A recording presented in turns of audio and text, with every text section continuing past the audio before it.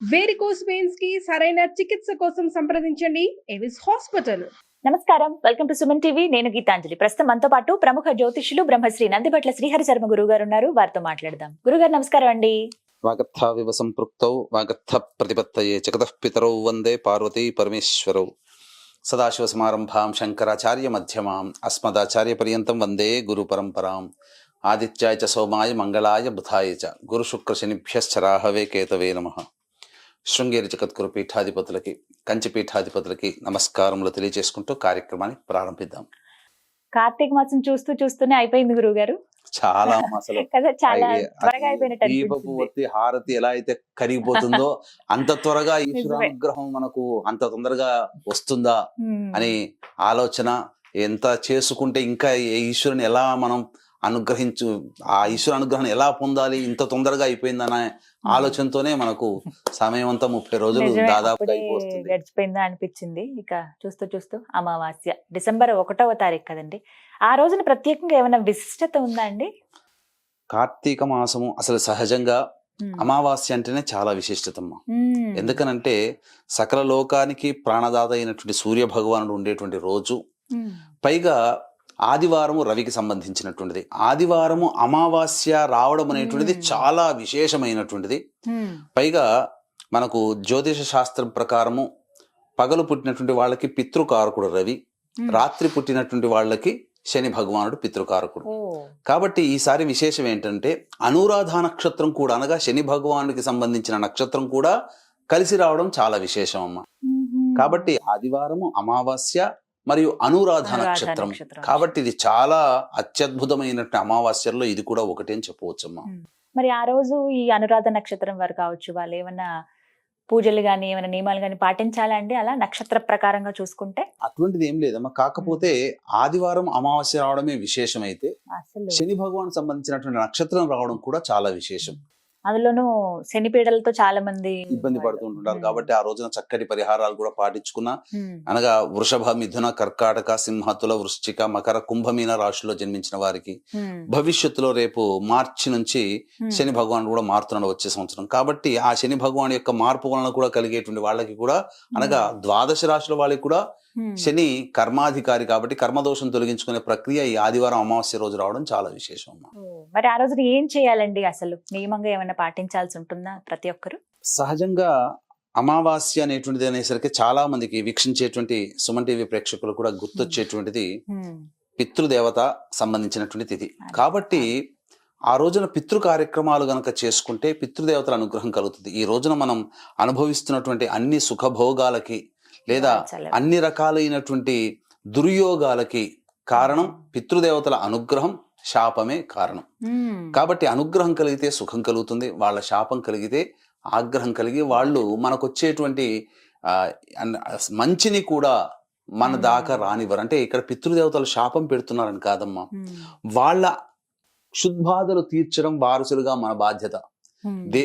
ఏ వేదమైనప్పటికీ కూడా నమ్మా దైవాన్ని పూజించమని చెప్పలే, కానీ అన్ని వేదాలు పితృదేవతల్ని పూజించమని చెప్పబడింది. కాబట్టి మనిషి అన్నవాడు తనకు కనిపించినటువంటి తల్లిదండ్రులకి ఈ యొక్క ఆదివారం అమావాస్య కలిసి వచ్చినటువంటి డిసెంబర్ 1వ తారీఖు రోజున పితృ కార్యక్రమాలు, కనీసము పితృదేవతల చిత్రపటం దగ్గర దీపారాధన చేసి తర్పణాది కార్యక్రమాలు చేయాలి.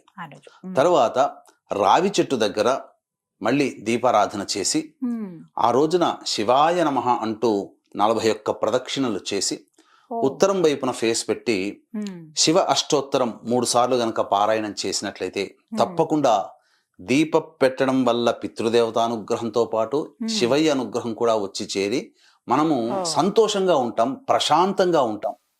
ముఖ్యంగా మానవుడికి కావాల్సింది ప్రశాంతతేనమ్మా, అన్ని అవసరం లేదు. ప్రశాంతతకరమైనటువంటి జీవితం ఉంటే వాడు రాజుతో సమానం. అదే కోరుకుంటారండి అందరూ. ప్రత్యేకించి శనిపీడల్లో భాగంగా ద్వాదశ రాశుల వారికి ఏదో ఒక రకంగా శని బాధలు అయితే ఉంటాయండి. అందులోనూ మకర, కుంభం, మీన రాశుల వాళ్ళకి ఏలినాటి శని ప్రభావం ఉంది కదా, వారు ఏమన్నా ప్రత్యేకంగా శనిపీడలకు చేసుకోవచ్చునమ్మా.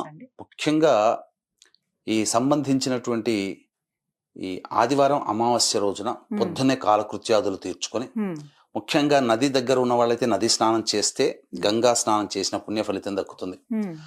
తలాంచి శుభ్రం చేసుకోవాలి. ఉమ్, తదనంతరం శివాలయానికి చేరుకొని నవగ్రహాల చుట్టూ శివాయ నమః అంటూ 27 ప్రదక్షిణలు చేసి ఉమ్, శని భగవానుడికి తైలాభిషేకం, అచ్చమైనటువంటి నల్ల నువ్వుల నూనె, దీపారాధన నూనె వాడకూడదు. ఉమ్, ఆ తైలాభిషేకం జరిపించిన తర్వాత అక్కడ ఎలాగో దీపారాధన చేస్తాం. ఉమ్, తదనంతరం అన్నము నల్ల నువ్వులు కలిపిన 8 ముద్దల నైవేద్యంగా పెట్టడం.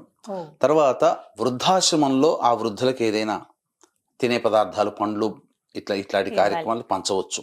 పారిశుద్ధ్య కార్మికులకి, వికలాంగులకి ఉమ్, ఏదైనా గాని సహాయం చేసినా, ధన సహాయన, ధన రూపేణ, వస్తు రూపేణ సహాయం చేసినా ఆ శనీశ్వరుని యొక్క అనుగ్రహం చాలా తొందరగా కలుగుతుంది. ఉమ్, ఇక దానాది కార్యక్రమాలు, శనికి సంబంధించినటువంటి ఇనుపమేకు, ఇనుపబాని, నల్ల నువ్వుల నూనె, నల్ల నువ్వులు, అలాగే నల్లటి వస్త్రము, ఇవన్నీ కూడా దానం చేయవచ్చు. ఉప్పు, బెల్లము, అలాగే పత్తి, ఇవన్నీ కూడా మృత్యు సంబంధమైనవి కాబట్టి అనారోగ్యంతో బాధపడేటువంటి వాళ్ళు వీటిని దానం చేయవచ్చు. ముఖ్యంగా ఆ రోజున చేయవలసినటువంటి పనులు నదీ స్నానము. నదీ స్నానం లేకపోతే కనీసము మన ఇంట్లో ఏ నది నుంచో తెచ్చుకున్న నీళ్లు ఉంటాయి కదా, అవును, బకెట్లో వేసి ఆ బకెట్లో శిరస్సును చల్లుకోవాలి. ఉమ్, కానీ సూర్యోదయాత్ పూర్వమే స్నానం చేయాలి. ఉంది. ఇది నియమం. ఇక చెయ్యకూడని పనులు అటువంటి ఏంటంటే మాంసాహారం భుజించకూడదు, ఆ రోజు, ఆ, దాంపత్యము పనికిరాదు, ఆ, ఒంటికి నూనె రాసుకోకూడదు, ఓ, తర్వాత ఈ తులసి ఆకులు, మారేడు ఆకులు తెంచకూడదు. తెంచొద్దండి ఆ రోజు. తెంచకూడదు. ఆదివారం ఆ. అమావాస్య రోజున ఇటువంటి పనులు చేయకూడదు. ముఖ్యంగా ఆ, ఇంట్లో సూర్యోదయ పూర్వమే ఇల్లంతా కూడాను తుడుచుకోవాలి. ఉమ్, పైగా చీపురు అనగా లక్ష్మీ సంబంధమైనటువంటి వస్తువుల్ని మనం కొనుక్కోకూడదు ఆదివారం రోజున. ఆ రోజు. ఈ నూనె అంటే కూడా అమావాస్య కొనుక్కోకూడదు. వచ్చిన రోజు అంటే. అమావాస్య వచ్చిన రోజున కాబట్టి అంతకుముందే అమావాస్య ప్రారంభమైంది కానీ శనివారం నాడు చతుర్దశి ఉంటుంది కాబట్టి ముందు రోజు మారేడు దళాలవి, తులసి దళాలు కోసుకోవచ్చు. మధ్యాహ్నం 3 గంటల చిల్లరకి ఈ అమావాస్య ప్రారంభమవుతుంది కాబట్టి శనివారం నాడు. ఆదివారము 11 గంటల 59 నిమిషాల వరకు అమావాస్య ఉంది కాబట్టి ఈ లోపల పనులన్నీ కూడాను పూర్తి చేసుకోవచ్చమ్మా. ముఖ్యంగా పితృదేవతలకి పిండ ప్రదాన కార్యక్రమాలు చేస్తే మంచిది, లేకపోతే కనీసం తర్పణాలైనా చేయాలి ఆ రోజు. అది. ఇంకా విశేషంగా ఈ అమావాస్య రోజున కాబట్టి శివానుగ్రహము, లక్ష్మీ దేవత అనుగ్రహం చాలా తొందరగా కలుగుతుందమ్మా. ఏ విధంగా అండి? ఇలా ఎందుకంటే అమావాస్య రోజునే లక్ష్మీ అమ్మవారు పుట్టిందని చెప్పి మనకు శాస్త్రాలు ఘోషిస్తున్నాయి. కాబట్టి ఈ లక్ష్మీ అమ్మవారి అనుగ్రహం కోసం ఆ రోజున చక్కగా ఇంట్లో లక్ష్మీ పటానికి, లక్ష్మీనారాయణుడి యొక్క చిత్రపటానికి చక్కగా అలంకరణ చేసి లక్ష్మీనారాయణ సహస్రనామం ఉంటుందమ్మా. సహస్రనామాలలో లక్ష్మీనారాయణ సహస్రనామం ఉంటుంది కాబట్టి ఆ సహస్రనామాన్ని పారాయణం చేసి, లేకపోతే విడిగా తులసి చెట్టు దగ్గర విష్ణు సహస్రనామ పారాయణం, అలాగే లక్ష్మీ సహస్రనామ పారాయణం చేసి 2 అరటిపండ్లు, ఆవు పాలు లేదా మిశ్రి లేదా దానిమ్మ పండు నైవేద్యంగా పెట్టవచ్చు. పెట్టిన తదనంతరం ఎవరికైనా కానీ ఆ యొక్క ఆదివారం అమావాస్య ఉన్నటువంటి సందర్భంలో మిఠాయిలు పంచాలి. లక్ష్మీ అమ్మవారికి స్వీట్ అంటే, మిఠాయిలు అంటే చాలా ఇష్టం. అందుకని మీరు చూశారంటే దీపావళి రోజున ఎక్కువగా మిఠాయిలు పంచుకుంటారు ఆ రోజు. కాబట్టి ఆ అమ్మవారికి ఇష్టమైనటువంటిది మనం ఏదైతే మనం స్వీట్ ని దానం చేస్తామో అంటే కనబడ్డ వాళ్ళకందరికీ కూడా ఇవ్వచ్చునమ్మా. ముఖ్యంగా ఆ రోజున దత్తాత్రేయుని ఆరాధన చాలా విశేషమైన ఫలితం ఇస్తుంది. గురు అనుగ్రహం చాలా తొందరగా కలుగుతుంది కాబట్టి దత్తపాదుకా స్తోత్రము కానీ, దత్తాష్టకము కానీ, దత్త కవచము కానీ వీలైనన్ని సార్లు పారాయణం చేయవచ్చు. ఇంకా అమావాస్య రోజున ఇంకా చెప్పాలి అంటే లలితా సహస్రనామ పారాయణం చేసినా చాలా పుణ్యం అమ్మ. ఆదివారం పౌర్ణమి అని చెబుతారు కానీ ఈ విధంగా లలితా సహస్రనామ పారాయణం చేయడం కూడా విశేషం అమ్మ. కాబట్టి ఎవరికి అలవాటు ఉన్నటువంటి దేవతా స్తోత్రాన్ని వాళ్ళు గనక పారాయణం చేసుకుంటే అద్భుతమైనటువంటి ఫలితం కలుగుతుందమ్మా. అందులో ఏమాత్రం సందేహం లేదు.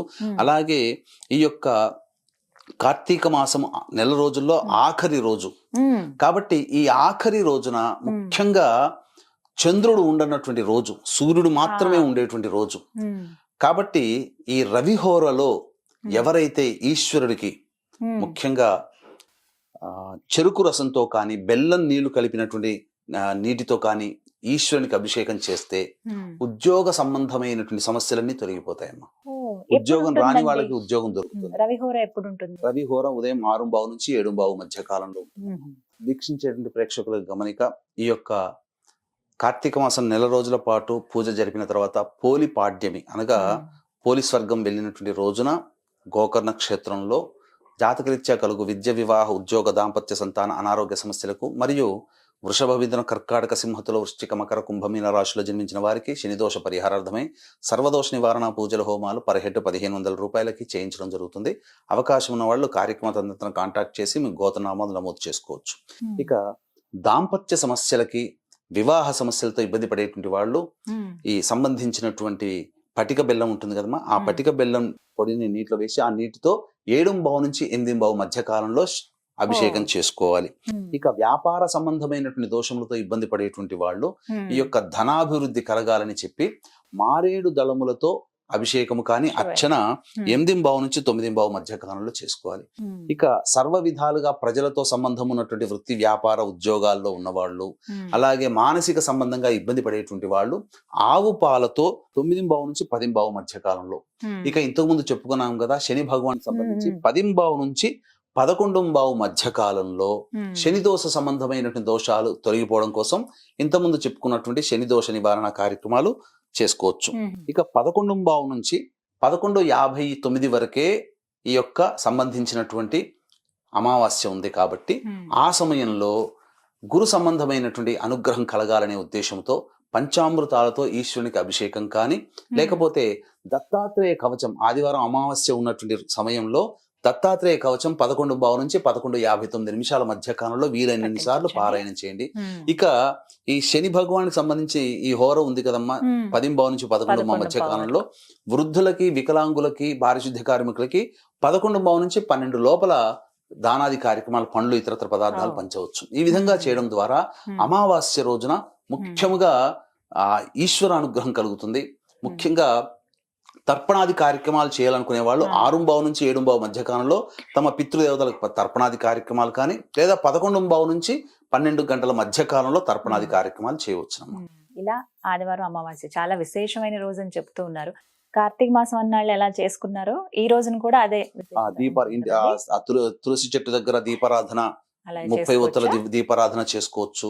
360+360 720 ఒత్తుల దీపారాధన చేయవచ్చు అమావాస్య రోజున, తప్పు లేదమ్మా. చాలా చక్కగా వివరించారు గురుగారు. నమస్కారం అండి. సర్వం శ్రీ ఉమామహేశ్వర పరబ్రహ్మార్పణమస్తు.